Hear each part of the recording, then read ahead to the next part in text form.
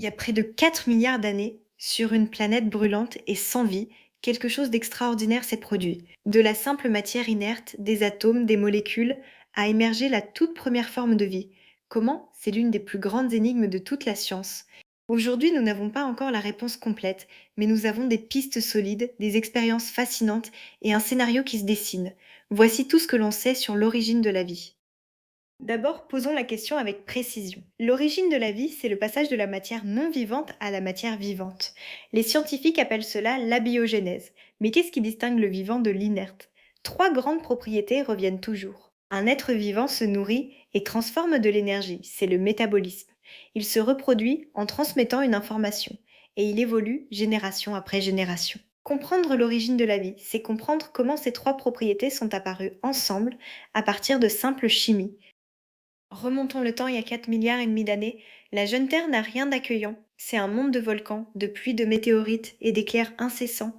L'atmosphère ne contient presque pas d'oxygène, surtout du dioxyde de carbone, de l'azote, de la vapeur d'eau.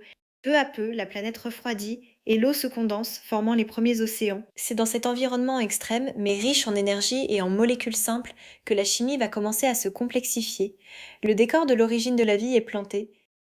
Dans les années 1920, deux chercheurs, Alexandre Oparin et John Haldane, proposent une idée révolutionnaire. Selon eux, les océans de la Terre primitive se seraient peu à peu enrichis en molécules organiques, formant ce qu'on a appelé la soupe primitive. Sous l'effet de l'énergie des éclairs et du rayonnement, les molécules simples de l'atmosphère se seraient combinées en molécules plus complexes, accumulées dans l'eau. Cette soupe de plus en plus riche aurait constitué le berceau chimique du vivant.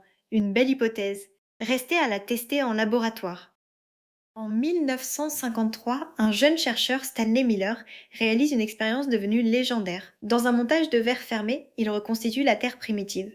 De l'eau pour l'océan, un mélange de gaz pour l'atmosphère et des décharges électriques pour imiter la foudre. Il laisse tourner le tout pendant une semaine. Le résultat est stupéfiant. Au fond du ballon, il découvre des acides aminés, les briques des protéines. Pour la première fois, on venait de fabriquer les composants du vivant, à partir de simples gaz et d'étincelles. La chimie de la vie devenait possible. De quoi la vie est-elle faite au juste? De grandes molécules, elles-mêmes assemblées à partir de briques plus petites. Les protéines, qui font tout le travail dans la cellule, sont des chaînes d'acides aminés. L'ADN et l'ARN, qui portent l'information, sont des chaînes de molécules appelées nucléotides. Et les membranes qui enferment la cellule sont faites de lipides, des corps gras. Acides aminés, nucléotides, lipides, voilà les trois grandes familles de briques. Pour comprendre l'origine de la vie, il faut expliquer d'où elles viennent et comment elles se sont assemblées. D'où venaient toutes ces briques sur la Terre primitive? Les chercheurs envisagent trois grandes sources. La première, l'atmosphère et les océans, comme dans l'expérience de Miller. La deuxième, les profondeurs marines, autour des sources hydrothermales, où l'eau chaude et les minéraux favorisent la chimie. La troisième est plus surprenante, l'espace. On a retrouvé des acides aminés dans des météorites tombés sur Terre. Les comètes et les poussières cosmiques en ont peut-être apporté des quantités énormes. La vie est sans doute née d'un mélange de ces ingrédients venus du ciel et de la Terre. Vient alors un problème de poule et d'œuf. Aujourd'hui, l'ADN stocke l'information, mais il a besoin de protéines pour être lu, et les protéines, elles, ne peuvent être fabriquées qu'à partir de l'ADN. Lequel est apparu en premier? La réponse pourrait être ni l'un ni l'autre. On pense qu'avant eux régnait l'ARN, une molécule cousine, car l'ARN a un double talent. Il peut porter l'information comme l'ADN et accélérer des réactions chimiques comme une protéine. Cette époque, on l'appelle le monde ARN. Une seule molécule capable à la fois de se copier et d'agir.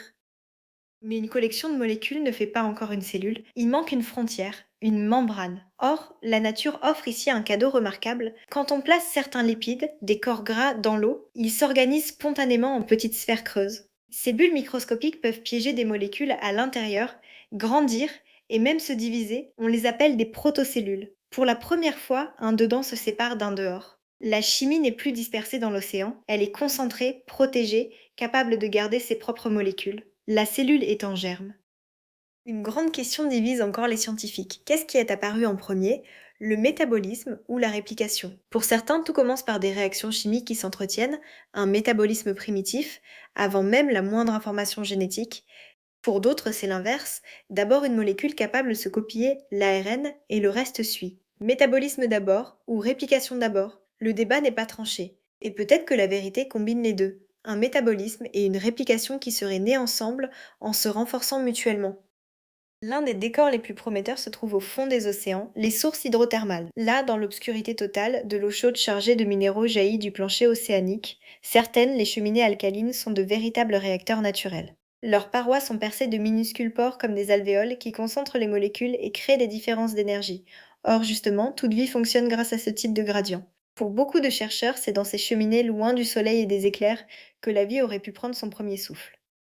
Toutes les formes de vie sur Terre, des bactéries aux baleines, partagent le même code génétique et la même chimie de base. Cela signifie une chose extraordinaire, nous descendons tous d'un seul et même ancêtre. On l'appelle Lucas, le dernier ancêtre commun universel. Lucas n'était pas la première vie, mais la souche d'où tout le vivant actuel a divergé. En comparant les gènes communs à tous les êtres vivants, on peut reconstituer son portrait, un micro-organisme simple, vivant probablement dans un milieu chaud, sans oxygène, il y a près de 4 milliards d'années. L'arrière-grand-parent de nous tous.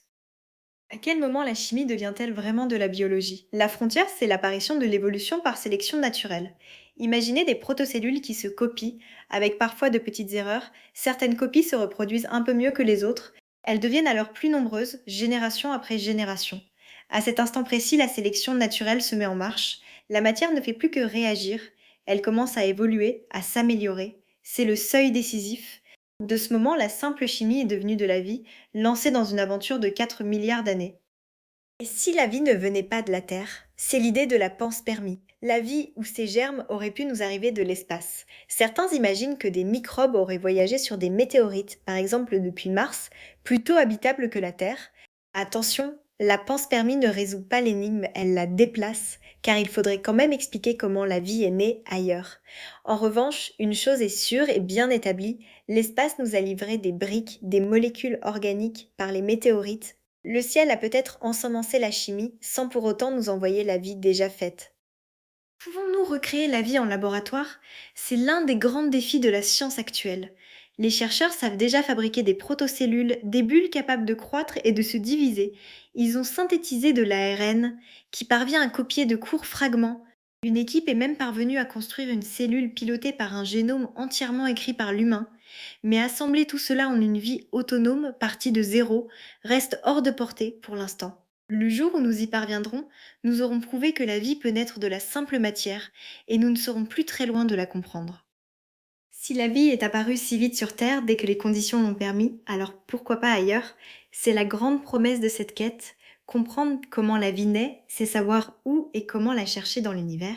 Sous les glaces des lunes de Jupiter et de Saturne, dans le sous-sol de Mars ou autour d'autres étoiles. Les mêmes ingrédients, le carbone, l'eau, l'énergie, se retrouvent partout dans le cosmos. L'origine de la vie n'est donc pas seulement une question sur notre passé, c'est peut-être la clé pour répondre à la plus vieille des questions, sommes-nous seuls dans l'univers?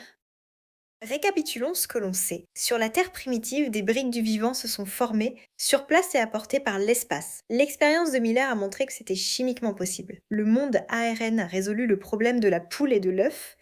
Les lipides ont fourni les premières membranes, les protocellules. Les sources hydrothermales offrent un berceau plausible. Et tout le vivant actuel descend de Lucas. Il reste un grand inconnu, le passage exact de la chimie à la vie. Mais le scénario, lui, se précise un peu plus chaque année.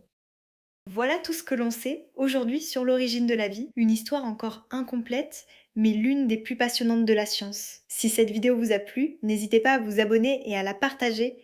Et vous, pensez-vous que la vie est un accident rarissime ou au contraire qu'elle grouille partout dans l'univers? Dites-le moi en commentaire. Merci de m'avoir suivi et à très bientôt.